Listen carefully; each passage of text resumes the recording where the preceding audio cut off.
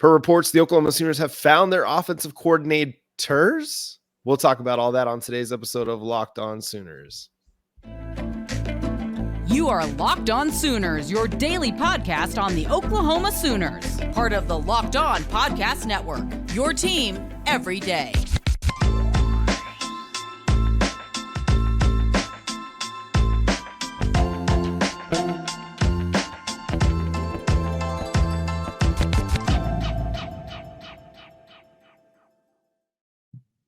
What's up, Sooner Nation? Welcome to Locked On Sooners, and thank you for making Locked On Sooners your first listen every single day. Today's episode is brought to you by PrizePicks. Go to prizepicks.com/lockedoncollege and use code LOCKEDONCollege for a first deposit match up to $100.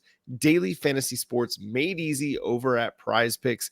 Thank you for joining us. My name is John Williams. You can follow me on Twitter at John9Williams. My buddy here is Josh Elmer. You can follow him on Twitter at JoshOnRef. And Josh, we've got some offensive coordinators to discuss. According to a report from Sooner Scoop, George Stoya, Kerry Murdoch, and Josh McCuistion all involved in that story. The Oklahoma Sooners are set to name Seth Littrell and John Finley as co-offensive coordinators for the Oklahoma Sooners. Not really a surprise, I wouldn't say. The in-house option, I think you and I said here, not that it was a bunch of sourced information, I guess you could say, but just kind of a gut feel that it felt like this was going to go the in-house direction for Oklahoma. And obviously credit to the Sooner Scoop guys for being Johnny on the spot and breaking the story tonight. That's exactly how this is going to play out with Seth Littrell alongside John Finley. So what do we make of that? What does it tell us? John, I think first and foremost, it tells me that Oklahoma had two guys on staff that it really, really liked to begin with, and probably it was going to take some serious convincing from an external potential hire to dissuade Brent Venables away from maybe what was the initial reaction in the initial parachute or succession plan that Oklahoma already had in place, which was Littrell with John Finley. You already had Littrell, who's been a proven offensive coordinator on staff. And I think that it tells us that probably all along, this was the number one option for Brent Venables in Oklahoma. And obviously they acted quickly. So your initial feeling, if that's what it was for Brent Venables, it was strong enough, John, to where nothing along the way over the course of, the end of last week into this week, nothing struck him enough to change his mind. I just think he felt so strongly that Seth Littrell was the right guy, alongside obviously John Finley with a raised level of input, I would imagine. Yeah, and with John Finley, this is the one that I think caught a lot of people by surprise. You hear guys talk about him, guys like Teddy and Gabe over at the Oklahoma Breakdown, who are very well plugged in. I mean, they're part of the OU radio crew as well. They're very much plugged into the inner workings of the program. Obviously, they got Brent Venables on speed dial from their time playing with him or playing for him. And they speak very highly of John Finley, or at least the people inside the program are speaking very highly of John Finley. There were some rumors that, Jeff Lebby was trying to poach him away from Oklahoma's staff to come be his offensive coordinator there at Mississippi State. Oklahoma did what they had to do to promote a guy that they think is going to be really, really good one day. Maybe he's just not where he needs to be just yet, but they like where he's at, and they believe that he can be a future OC, if not more than that, down the road. And then, with Seth Latrell, I mean, you got a guy who not only has offensive coordinator experience and has had success at places like Arizona and Indiana and North Carolina. Indiana and Arizona, like not necessarily places that have had, highly productive offenses over the years, but he helped make theirs better, and get them into top 20 in total yards and top 30 in points. And then at North Carolina, I mean, it's an up and down one, but again, he helped make it better. And then at North Texas, again, took a program that I saw a stat. There's a great article from a Georgia Tech writer that being kind of passed around, read through it today. And it's from Benjamin Tankersley that covers Georgia Tech football for SB Nation, and mentioned that, before Seth Latrell's North Texas teams went to 6 out of 7 bowl games, they'd only been to one previously between 2004 and the start of Seth Littrell's tenure. So I think all that matters. I mean, he's had success. I mean, is he the hottest name on the block? No, not necessarily, but he's a good name, and he's a good name that this program, Brent Venables in particular, feels very comfortable with, not just from his time as a player. That matters. That relationship matters, but also the success that he's had. You cannot discount that at all. And those two things in concert made this what seemed like a really easy decision for Brent Venables to entrust his offense to somebody that, again, he knows and somebody who's had success. I'm glad you said that, because there's this idea that Seth Latrell is this failed head coach because his time ended at North Texas. And in reality, he should probably be remembered as a great head coach for his time at North Texas, right? And yet he's not over the course of this last week and a half been talked about that way by a lot of Oklahoma fans. There was a lot of trepidation and concern of, well, why are you going to bring a failed head coach in? Which, again, I don't know that you can qualify him as that. And oh, by the way, if that's the barometer that you're either boxing in or out potential offensive coordinator candidates, or defensive coordinator candidates, then I've got an Alabama program that would tell you that probably that's not the best approach, right? Where it has been rehabilitation clinic in Tuscaloosa. And oh, by the way, it's been fantastic. Look no further than obviously your arch rival in Texas, if you want an illustration of how that's worked out for the Longhorns. So look, I think continuity clearly was an important detail here. And maybe that was, to Brent Venables, the most important detail. But in saying that, I don't want to detract from Seth Latrell's qualities for the gig, right? I don't want to let that be any sort of detraction for the fact that he's qualified for this Oklahoma gig and had a ton of success, which led to the North Texas head coaching gig. So he's qualified of his own offensive coordinating past experiences, his successes there. And then the continuity, John, I think is a bonus. But it is a clear factor, right? That's not the only factor for Seth Littrell and John Finley, but it is a clear piece of the puzzle, right? That's right. Yeah, it's got to be. I mean, I think if he were not already on staff, would that be the hire that they make? It might be, because he's, again, a name that Brent Venables knows and has a relationship with. But the fact that he's been here, been an offensive analyst, been a part of the game planning and the scouting and, putting this thing together, being somebody that's in Jeff Lebby's ear, that kind of stuff matters. He's been around the program. He knows the players. He knows Jackson Arnold. And obviously there's going to be a comfort level there with the quarterback, and that matters too. Like having a guy that your quarterback feels very comfortable with, not that Brent Venables necessarily went to Jackson Arnold to check the box, but you can see, because Seth Littrell has been in the program, Brent Venables can see how they interact and just know that it's going to be a good fit and it'll work well together. All that stuff matters. It may not be, something you can put on a stat sheet, something that you can see on film, but the relationship aspect of that stuff kind of matters. That's why the Dillon Gabriel, Jeff Lebby thing worked so well, because they'd had a previous relationship. It's what brought Dillon Gabriel to Oklahoma, is that relationship. So as much as we don't want to talk about the relationship aspect of it, and all that matters is wins and losses and the amount of points you put up on the board, some of those things matter, because communication is key to offensive success. If the offensive coordinator and the quarterback don't have great communication because they don't have a great relationship, then it really can hinder some things. And so I like the hire, because for a lot of reasons. One, he's had success. Two, it's the continuity aspect. 3, Jackson Arnold's going to be familiar with him. They don't really have to start over. Like, this is not somebody that knew that Jackson Arnold has to get to know. No, he knows Seth Littrell. He's been in those quarterback meetings. He's been in those offensive game planning meetings with Jeff Lebby and Dillon Gabriel and all of them together. They've been working on this thing over for some time now.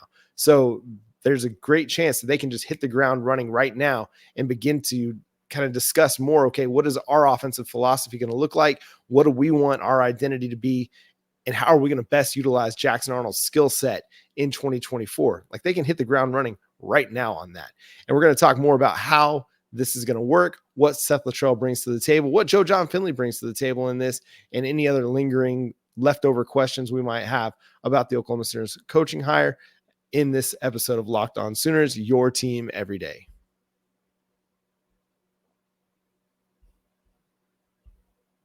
Today's episode brought to us by PrizePicks, the home for the best daily fantasy sports. We've been singing the praises of PrizePicks. It is, with basketball season here, a fun place to play daily fantasy sports. It's the most fun place to play daily fantasy sports. With their specials league, you can play games that combine basketball with football. For example, LeBron James, Travis Kelce at, let's say, a 10.5 combo of 3-pointers made plus receptions. Just more than, less than, which side do you like? And one of the other cool things they've got where you can play alongside PrizePicks favorite players, such as, I don't know, rapper Meek Mill, if that does anything for you, comedian Andrew Schultz. So just one of the cool things they've got with their community plays as they continue to, reinvent the daily fantasy sports game. You can place your entries in 60 seconds or less. I know for many of us on the go, we're not trying to spend all day. We want to have some fun with daily fantasy sports, but if you can get me in and out in 60 seconds with my entry, that's convenient as well. So check them out. Head on over to prizepicks.com/LockedOnCollege. Use our code LockedOnCollege for a first deposit match up to $100. prizepicks.com/LockedOnCollege. Use our code LockedOnCollege for a first deposit match up to $100. Daily fantasy sports made easy. At some point this week, we're going to start talking transfer portal. The transfer portal window opens on December the 4th. So we're going to have to talk about what Oklahoma might need to go shopping for in this transfer portal season. The early signing period is just a few weeks away at this point. And, we'll have a lot to discuss this offseason. So make sure you're subscribed to Locked On Sooners, your team every day. Josh, there's so much to unpack with this hire with the promotions of Seth Littrell and John Finley. Again, a lot of it just comes back to he's had success at a lot of different places. You go back and you look at that article that I referenced earlier from Georgia Tech, SB Nation. And what was intriguing and kind of my bigger takeaway from this is that he was a guy willing to adjust his plan of action a little bit more. If, the main kind of point there at the end of the story was, okay, Mason Fine leaves, the passing expected, efficiency and the passing success rate dropped off a little bit, but the rush success rate jumped up. There was an improvement in total rushing yards and EPA. And that's to me, that's the sign of a good coordinator, is that you understand your personnel and you understand what's going to work for you. And you tailor your scheme and your game plans and your offense to fit that. There's nothing more frustrating than watching an offensive coordinator try to do the same thing year after year after year and not understand that, hey, you've got different players and you got to figure out how to maximize those skill sets a little bit better. You see it all the time in the NFL. Offensive coordinators go to a new job and they've got their scheme, they got their game plan, they've got the tried and true things in their offense, but they never tailor what their offense is to what the players they have do well, or to what, was going to work well for that team. And then they end up fizzling out. But in this article, it kind of pretty clearly states that he was willing to make that adjustment because he didn't have a guy like Mason Fine, who ended up being a really, really good quarterback for North Texas. They had to adjust and then run the ball a little bit more because Mason Fine ended up graduating. It's the mark of a great coach, adjusting to the personnel, and that's any sport.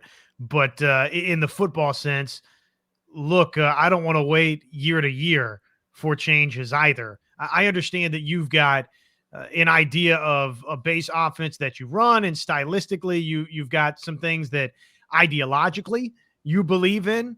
But look, it's got to be a week-to-week thing in college football. If something's not working and you figure that out with your personnel, it's time to adjust on the fly. So I'm with you. That obviously is a positive for Seth Littrell. I like the fact that he sat in a head coach's seat. I think that is a beneficial thing to have had that experience and now you get to return to an offensive play caller's role, right? I just think the experience that Latrell brings to the table, obviously he'll be tasked with running this offense, but in general, to have somebody that has sat in that seat alongside Brent Venables, larger than the offense itself, I think is going to benefit Oklahoma. And I think clearly for OU, they view John Finley as a rising star. So I've got a question before we ask the obvious, I think that many will ask. How's all of this going to work? I sort of would imagine that Seth Latrell's your play caller, and John Finley gets serious input throughout the week, and on game day, some input here and there. But I just think that it's like they say, if you've got 3 quarterbacks, you don't have really one quarterback, right? I feel that way about the play caller. But what about this? The shuffling for Oklahoma's staff. Is it over now?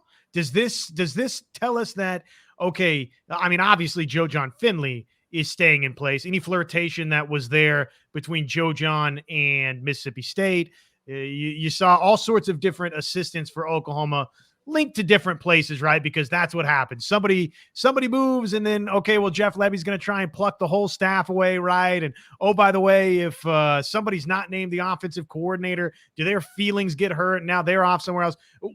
Where do you sit with all of that? Because I kind of think the musical chairs is over. Yeah, I've kind of felt like that was going to be the case. If there was going to be one guy that did bounce and follow Lebby, I thought it was going to be John Finley, because they've just had a little bit longer connection. He was on Lebby's offensive staff at Ole Miss prior to winding up with Oklahoma. So that would have made a little bit of sense. But yeah, I mean, there's no real reason. Like Bill Bedenbaugh, we talked about it in our live show on Monday night. He wants to be in Oklahoma. I kind of joked around with some of my guys in our Sooners Wire chat that he would rather go coach at like Tulsa or ORU than leave and go to Mississippi State. You know what I mean? Like, and this is my assumption, just based on everything he's told other people, is just like he just wants to be in Oklahoma. This is home for him and for his family. And so I don't think he's going. Emmett Jones, it doesn't sound like he's being wooed anywhere. That would be the one that would be the most critical, I think, because of how successful he's been as a recruiter. But given that Zion Kearney locked in, Davin Mitchell locked in, Zion Reagan's locked in, these guys that Emmett Jones has recruited and been the primary recruiter for, I feel very comfortable that Emmett Jones is sticking around. They need to give him a raise because he's crushing it on the recruiting trail, and probably need to throw another title at him just to help, not necessarily like satiate his needs or desires, but because he's earned it. Like he deserves, whatever flowers you want to give him, because he's been crushing it since landing in Norman less than a year ago. I mean, no, I don't think anybody has recruited better than he has. Maybe Todd Bates, but that's about it. Well, so the on-field production of wide receivers is positive for the future too. I know that a lot of times, and I agree with you on the recruiting front, a lot of times we get caught up with Emmett Jones. Look at all these, look at all these infinity stones he's gone out and collected for Oklahoma, right? Yeah. And yet he's doing pretty good with what he's got in Norman, Oklahoma too. I mean, Nick Anderson, Jaden Gibson. Jaden Gibson, man. Andrell Anthony was having a huge season before he got hurt. So the wide receivers in general, the play that Oklahoma's gotten from its wide receivers, I think is pretty promising too. So really, everything is coming up roses for Emmett Jones. So I'm with you. The Board of Regents and the coaching staff, Venables, everybody, they're going to take care of Emmett Jones, right? I have no doubts about that. Yeah, and then DeMarco Murray, I think it just seems like he's good. You know what I mean? Like he's good to be here. It would make sense if he followed Lebby, but I don't think that connection is necessarily as strong as his connection to Oklahoma. You know what I mean? Like, I don't know if he's just jumping just to jump to that job. I feel like for him, it might be a step down to go to Mississippi State, even if he was going to be the offensive coordinator, than being at Oklahoma and being the running backs coach. I think there's an opportunity for him to get a better job down the road if he's a little bit more patient with it. Again, just my opinion on that. I'm not DeMarco's agent. I'm not out there fielding offers for him. So who knows? He might have, guys lining up to offer him offensive coordinator jobs at different places. I don't know that, but it seems like, and according to the report from Sooner Scoop, it's basically all the off-field assistants that are going to be following. Phil Lodeholt being one of those that's going to be following Jeff Lebby over to Mississippi State, according to that report.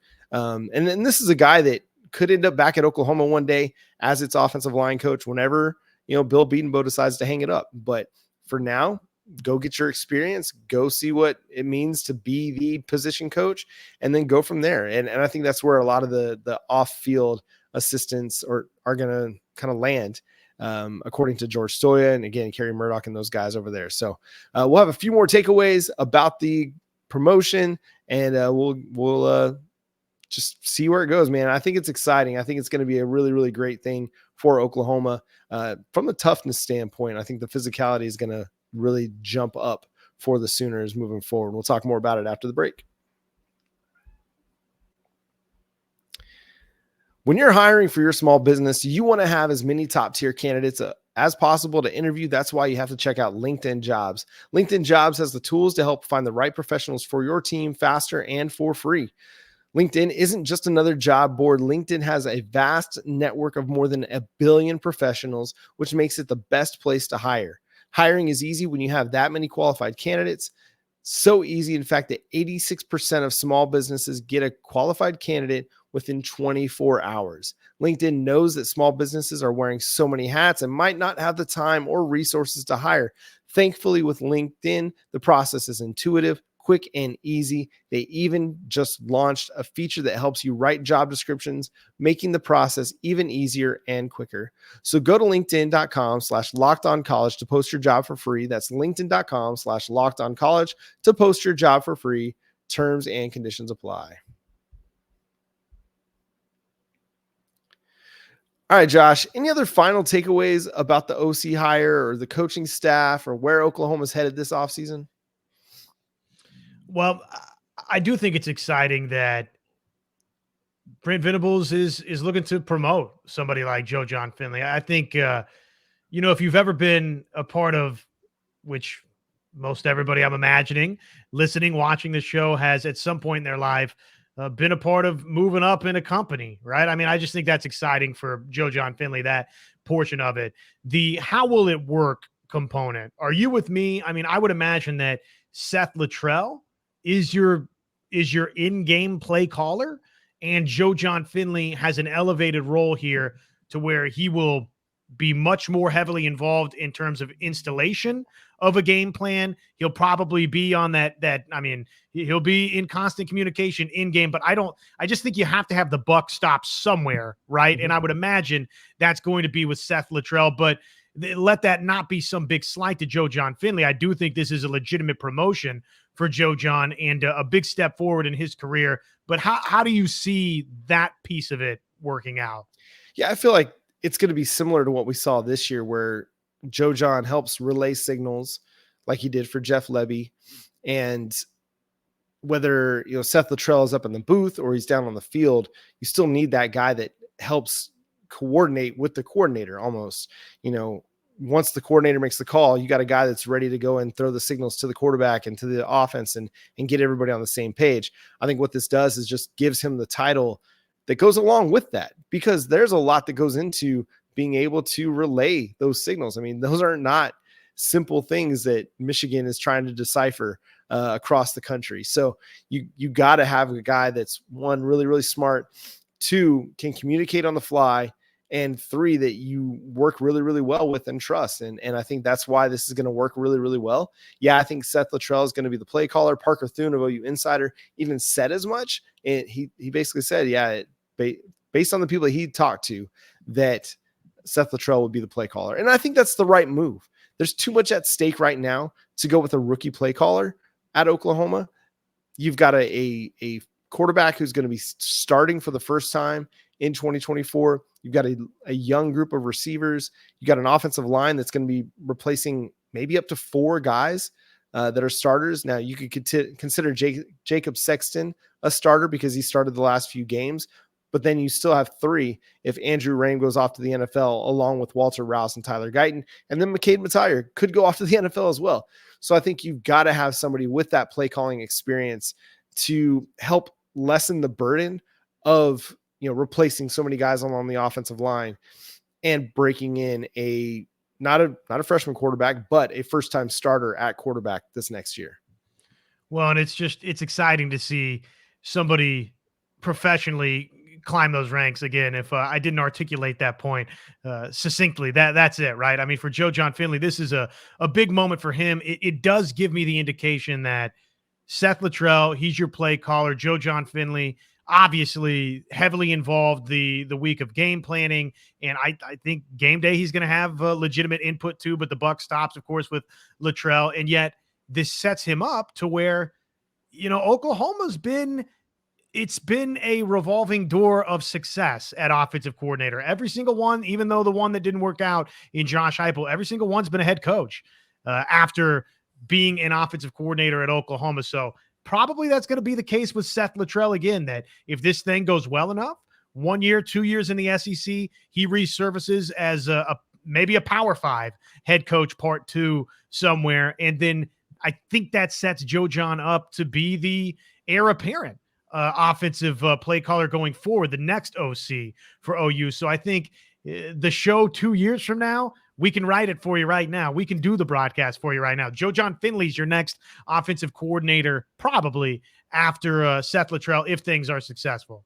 Yeah, I love the prediction. We'll circle back to November 29th to see if that's going to be accurate a few years down the road. But the final thing I'll say on John Finley, a lot of people are talking about, okay, the tight end room wasn't very good this year. What does that say about John Finley? Well, the tight end room was really good a year ago. I think some of it just has to do with the personnel as much as it does with the position coach. And you didn't have a full complement of tight ends available to you. Caden Helms was injured. Jason Llewellyn dealing with injuries and wasn't quite ready to get on the field, it sounds like. And you're dealing with Austin Stogner, who I think a lot of people just seem to believe didn't have quite enough to be as effective as they needed him to be throughout the year. So yes, tight end room could have been better, but Braden Willis had a breakout year with John Finley as his position coach a year ago. And we don't see what Brent Venables sees on a day-to-day basis. We don't see what the rest of the offensive coaching staff sees with John Finley on a day-to-day basis. There has to be a basis for this promotion. And I'm guessing that a lot of it comes down to a lot of the things that we don't see through the week. We get to see him relaying the calls on Saturdays, and I think that matters. But there's a lot of things that we're not seeing. And I think some of it comes down to the unseen stuff for John Finley. He's made an impression on his boss, Brent Venables, on his boss's boss, Joe Castiglione, and those kind of impressions matter, and that's why you end up getting a job. And that's going to do it for today's episode of Locked On Sooners. Thanks so much for tuning in and being a part of the show. Subscribe to the show wherever you get your podcasts.